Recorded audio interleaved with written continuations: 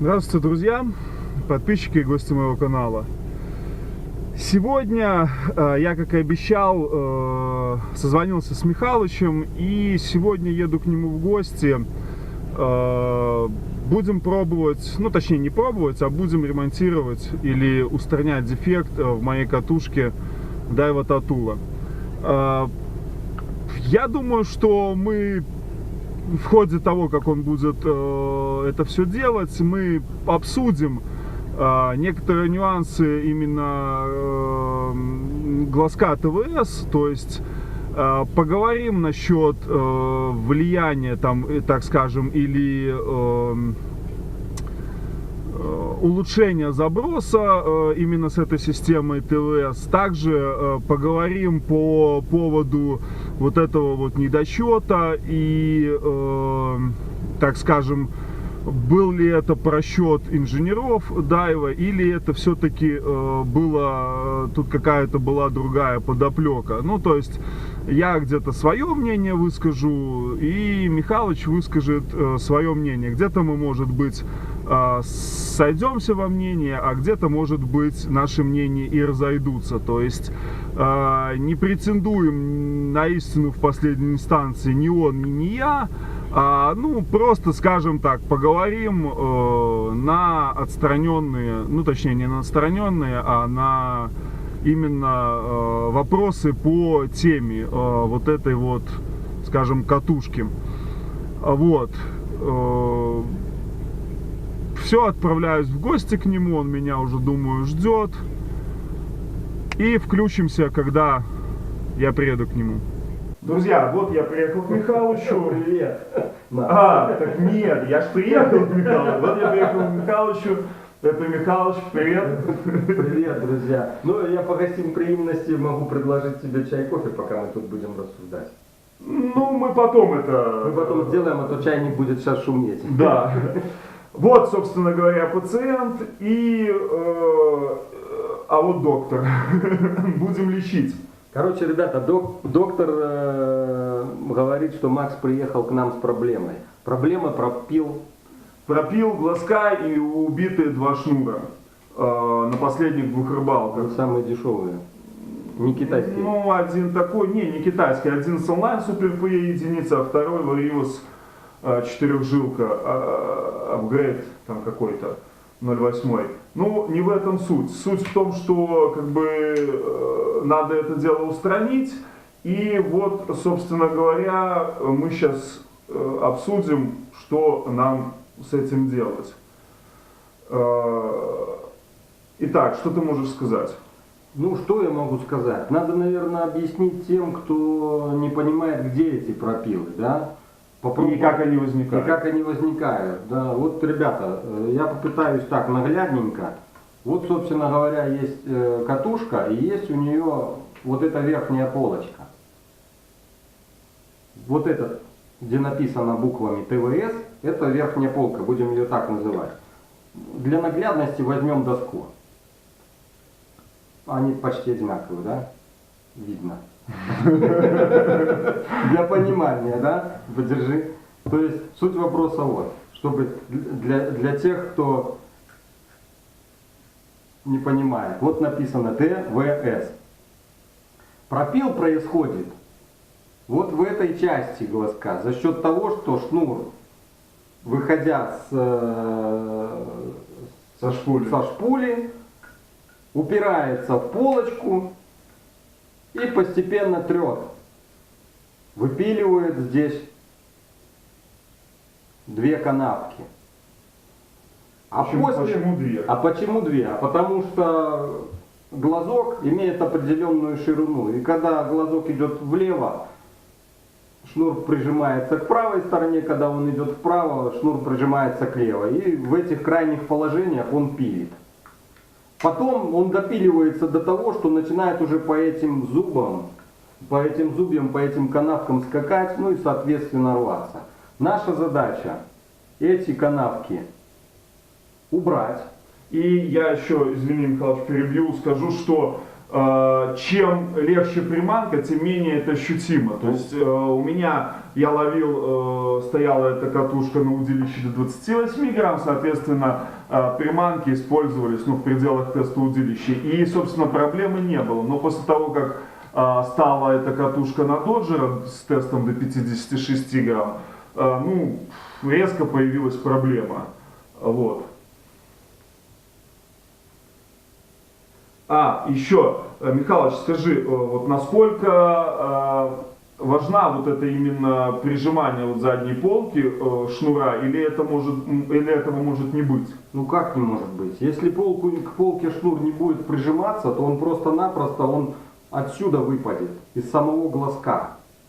То есть он не будет сзади поджиматься, и получится, что он попадет в этот проем, да? Да, он не будет укладываться. Не будет укладываться. Не будет укладываться. Поэтому выпиливать бесконечно много нельзя. Иначе в конечном итоге может сложиться такая ситуация, когда шпуля полностью будет заполнена, то есть с этой стороны будет максимально высота набрана. И кольцо у нас будет, допустим, высокое. Ну, предположим, некий ботан возьмет и поставит на обычное спиннинговое удилище эту катушку, где кольца высокие. Или на фидер поставить, да, будет там кольцо высокое, хотя в фидерах оно и не слишком высокое. И получится, что шнур будет идти здесь высоко, и он выскочит. Он выскочит просто-напросто, не будет укладываться. Он выскочит из этих пазов. Угу. Вот и вся фишка. То есть тут переусердствовать тоже, собственно, не надо, поэтому прижимание должно быть. Я думаю, что надо попилить столько, что поставить пути отступления в любом случае. Ну, путь у нас есть, как бы проверенный, и уже не один человек это сделал, это покупка на Алиэкспресс глазка АТВС и замена на керамический. Ну, вот примерно у нас такая картина получается, да, вот эти два зуба, которые припилили. Сейчас мы разберем, снимем глазок и покажем, если камера сможет это увидеть. Ну, суть получается, вот эта полочка, где ТВС написано, и вот эти два зубчика пилятся. Ну вот, шнур проходит, пилит с одной стороны, потом со второй. Мы их просто-напросто вот уберем и сгладим. Вот и все дела. То есть постараемся даже внешний вид снаружи не испортить. Давай скрутим его, Макс, держи. Опыт есть у тебя? Да. Ты уже разбирал его.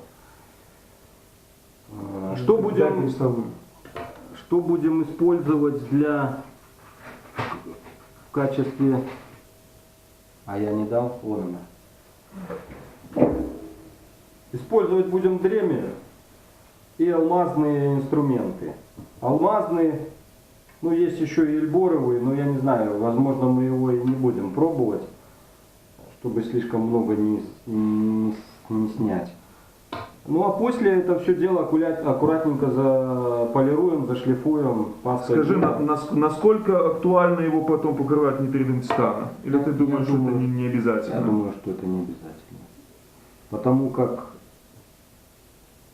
если он будет пилиться, то он будет пилиться и с нитридом титана. Он наверняка сейчас покрыт и пропилился. Не зря же сделали в новых моделях чуть-чуть уже глазок. Они его чуть-чуть, вот эту вот полочку сделали уже. Ну вот я хочу сказать, Максим, я не знаю, покажет ли камера, но пропилов почти не видно. Я не знаю, как она фокусируется. Я тоже не знаю, честно говоря. Честно говоря, они буквально вот чуть-чуть на ощупь. Чуть-чуть, буквально на ощупь только чувствуется. Вот. Я думаю, хуже не будет. Звук он пишет. Да. Здесь шнуром можно показать, что он цепляется. Грубо говоря, вот когда система это вверх ногами, он застреет в этих канавках. При переходе с канавки в канавку получается, что поддевает шнур. Ну, рвет его, грубо говоря. Рвет его. Я предлагаю его немножко пропилить. Ну давай, да, мы сделаем так, что мы уберем вот эти именно канавки и именно вот этот вот переход, грубо говоря, сгладим. И, ну, чтобы не было вот этих вот... То есть, если возобновится данная ситуация, то мы тогда будем, ну, постепенно, как бы... Добавлять. Да, добавлять выборку. Выберем немножко, вот я показал. Вот я зарисовал, вот столько попробуем выбрать. Ну, единственный тут еще момент, то, что нам надо будет, наверное... А вот мы его так и положим. В руках его придется держать так вот скрепненько. Ты сможешь один это делать?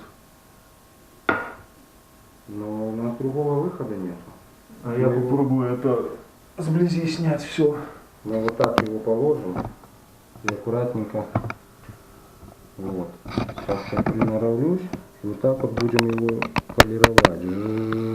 Вот примерно так, да? Ну вот смысл вот такой. Вот я его упру здесь, в эту канавку. Потому что зафиксировать какой...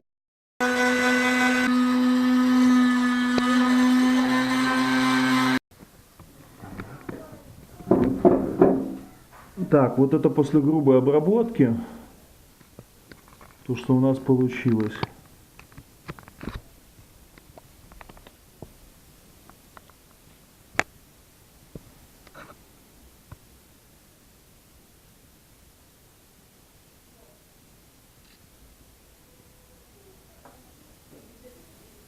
Не фокусируется камера.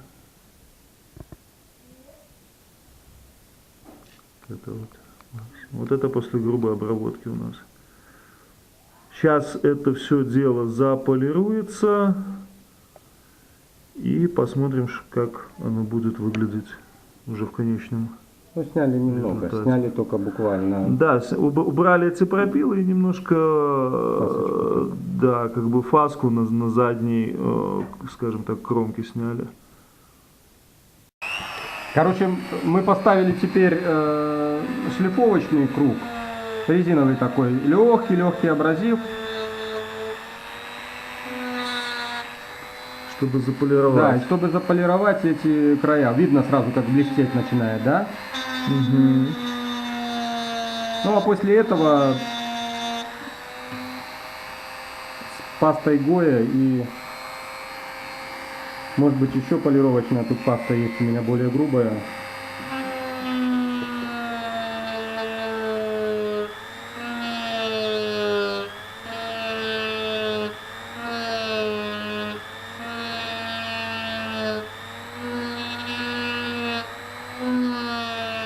Как раз хорошо, радиус большой, да? Угу.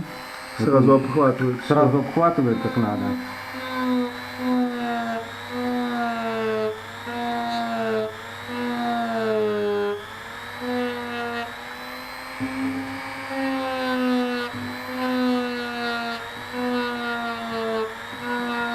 Я думаю, что если найти стоматологическую контору, которая покроет нитридом титана, ну или другую какую-то фирму, то лишним не будет.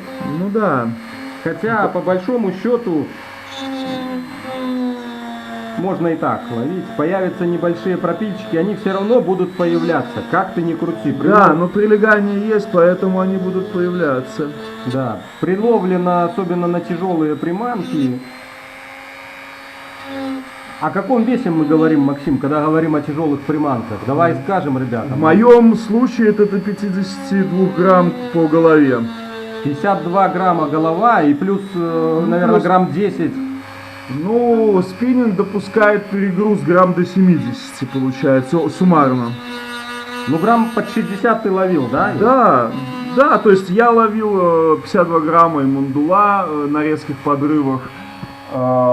Потом, то есть приманки там 20-22 грамма плюс Fox Rage 17 сантиметров, он весит там по 30 грамм. То есть, ну, приличный такой вес. Почему же я и говорю, что именно на этих весах появилась эта проблема. Ну и непонятка первая произошла, когда ты делаешь заброс, и у тебя на выбросе улетает приманка вместе со шнуром. Отлично получается. Получается именно то, что я хотел и предложить. О, видишь, как она заполировала классно? Но она заполировала хорошо. Шикарно. Очень. И причем так, ну, аккуратненько, эстетически тоже красиво получилось. То есть, скажем... Михалыч херню не посоветует. Не, стопудово. Как в том мультфильме про медведя. Ну что ж, научу тебя и сад садить. Дом построил, сад посажу. Короче, ребята, Максу настолько понравился процесс, что он отобрал у меня инструмент и сам решил это сделать собственными руками. Да, ребята, я могу адрес написать в комментариях. Присылайте, будем лечить ваши глазки.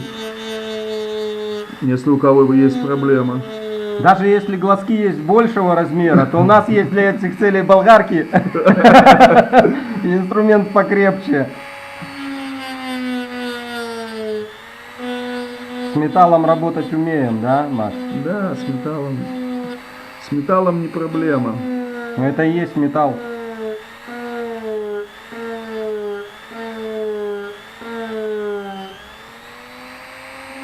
Хорошо, когда есть инструмент, чем работать. Хуже, когда нечем. Но я тебе хочу сказать, что без инструмента туго.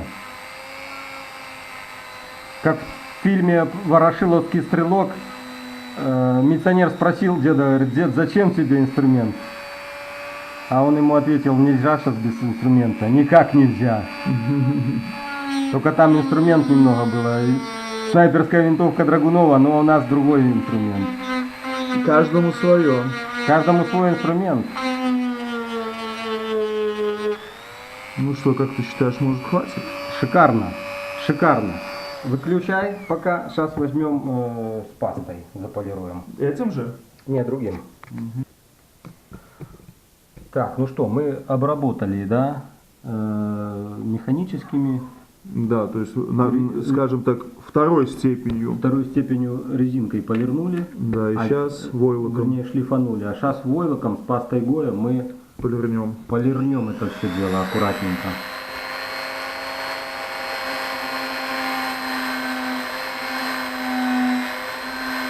Имею в виду, что на краю войлока есть винтики, поэтому не прикоснись. То есть самой кромкой только делай.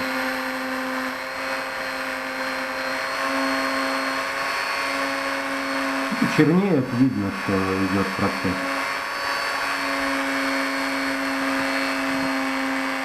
Я супруге кольца золотые как полирну этой штукой, так она на 7-м небе от счастья. Целует меня капец, всю ночь. Говорит, не надо в ювелирку нести. Есть еще хороший вариант, вот эти ванночки ультразвуковые. Они сейчас, в принципе, недорогие. В Китае купить, там что-то около $20. Говорят, тоже хорошая вещь. Именно, ну, для чистки мелких вот таких ювелирных изделий. Ну и плюс можно от катушек детали мыть. Может покрупнее взять войлок? Ну, больше радиус. А он, видишь, уже и так, ой, отлично выполировывает все. Ну, отлично. Короче, таким образом полируем все это дело. Да, и потом уже покажем конечный результат.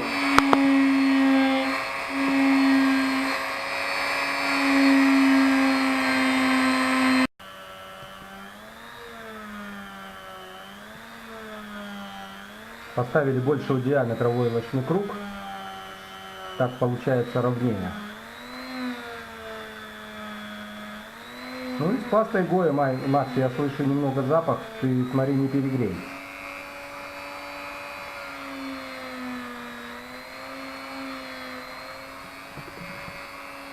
Вот такой вот конструктор Daiwa Tatula.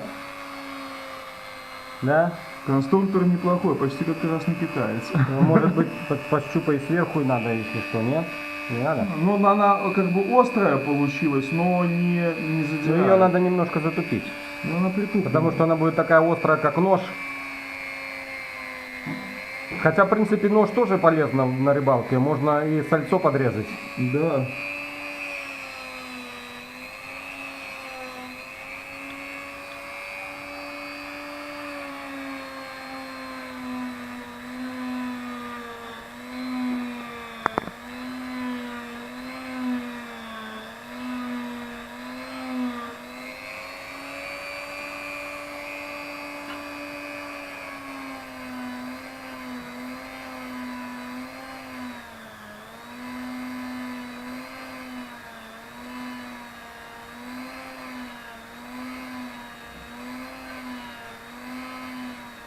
Будет лучше, чем было.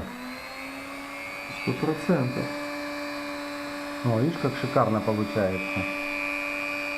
Огонь.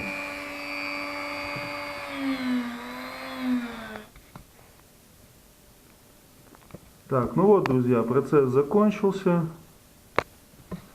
Сейчас мы вам попробуем это показать через увеличительное стекло. Если так. Помогает он? Помогает, помогает. Помогает, да? Видно, что верхняя планка немножко стала более овальной, да? Так? Вот так, да. Угу. То есть она не прямая линия. Видим, да? Не прямая линия, а немножко вогнутая как бы вниз к буквам. Это то, что мы и хотели сделать. Да, немножко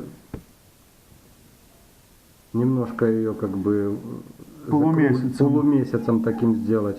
А с обратной стороны, о как. То есть полностью снята кромка. Можно показать, как было вот с обратной стороны, вот если взглянуть, где это.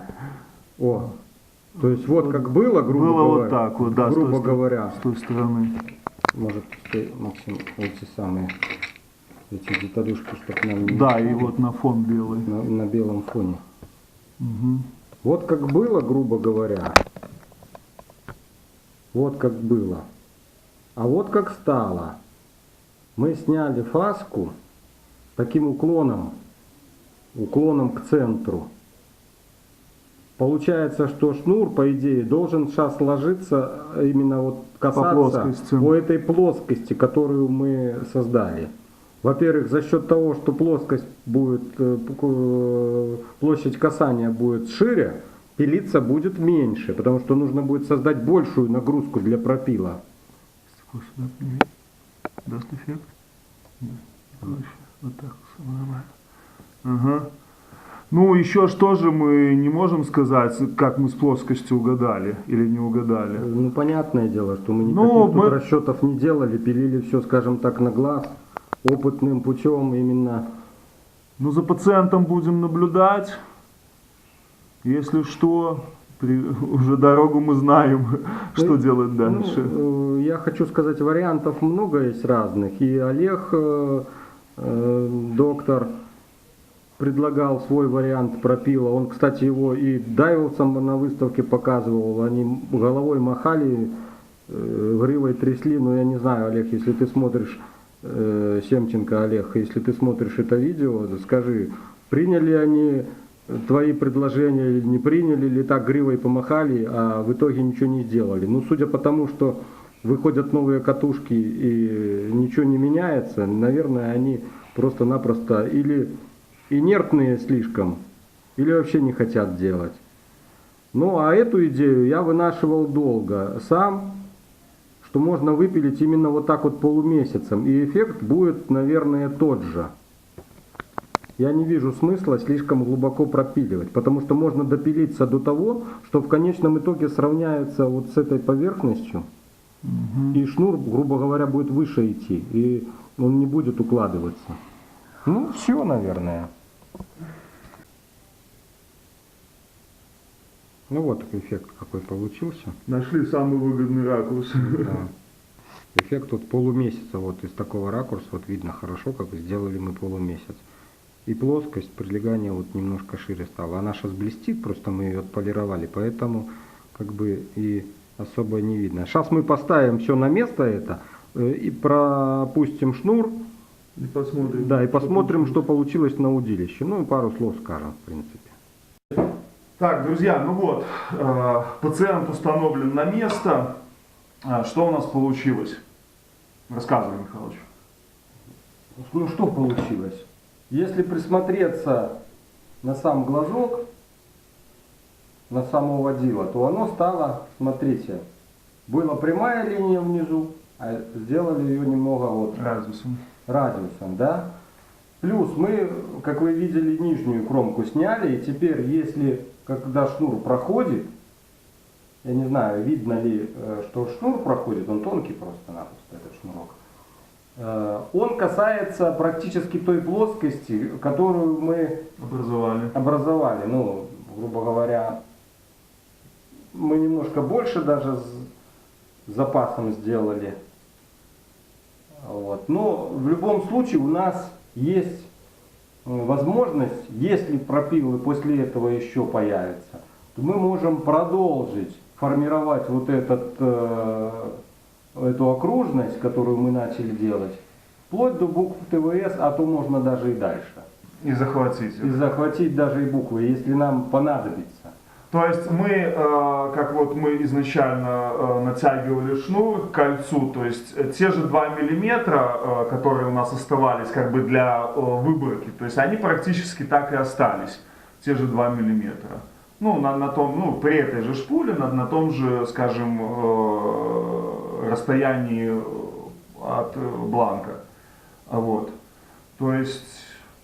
Не думаю, Мак, что это многим будет понятно, эти наши с тобой рассуждения. Ну, неважно. Тем, кто ловит, я думаю, это неинтересно. А вот тем, кто понимает, о чем мы говорим, то есть технически, что мы здесь попытались изобразить, мы попытались изобразить, друзья, уменьшить вот такую нагрузку вот, на шнур. точно. Понимаете? При включенном... При включенном при подмотке вот эта поверхность, она вот так вот давила. Вот так вот давила и пилился вот здесь. Мы путем того, что мы убрали, уменьшили поверхность, давление на шнур будет оказываться меньше. Кроме того, если давила острой кромкой, то мы ее убрали. И теперь поверхность ее, плоскость, более широкая. Соответственно, и прочность ее будет больше. Ну, естественно. Вот. Ну, в ходе рыбалок все это будет дальше проверяться. Окончательный вердикт будет вынесен там, в ближайшее время, я думаю, после 1-2 рыбалок. Ну, с учетом того, что тут нет уже покрытия нитридоцетаном, то я думаю, что через 1-2 рыбалки мы увидим, будет какой-то результат. Сколько ты отловил до того, как появились эти пропилы? Ну, ты знаешь, ну, наверное, года 2. 2 полных сезона, Да. 2 плотных сезона в режиме спортивных соревнований, тренировок, то есть и пропилы появились, скажем так, не слишком глубокие, но уже дошло до того, что... Не, ну я же тебе, ну, всем я говорю, думаю, еще 2 года ты проловишь. Я думаю, что, смотри, не так это все критично на меньших весах. То есть проблема появилась, когда начал ловить крупными весами. То есть нагрузка стала увеличиваться. И вот, скорее всего, при переходе с одной канавки на вторую, она просто вот этими именно острыми гранями начала рвать шнур. Ну, то есть, я тебя успокою, Максим, сейчас канавок нет. Сейчас канавок нет, рвать нечего. Рвать нечего. В ближайшее время эти канавки не появятся. Я думаю, пройдет как минимум опять 2 сезона, чтобы появились эти канавки. А полировать у нас здесь еще есть куда. Да, то есть у нас еще тут поле непаханной деятельности. Инструмент работает, алмазные и все остальные дела у нас есть. Поэтому сделаем, не волнуйся. Короче, если у кого-то есть проблемы, то есть берите на вооружение. В принципе, все можно, я думаю, решить. Все, Михалыч, спасибо тебе за помощь. Обращайся. Все, ребята, всем пока. Пока, друзья. Дальше не забывайте подписываться, дальше будет только интересней. Задавайте вопросы в комментариях там, кстати, если есть у кого какие-то идеи, может быть, давайте обсуждать, пишите. Пишите в комментариях, да. Михалыч заходит на мой канал, всегда читает все комментарии и, в принципе, будем обсуждать все. Если идеи хорошие, почему бы и нет? 1 голова хорошо, а 2 головы это уже хороший холодец. Все, ребята, пока.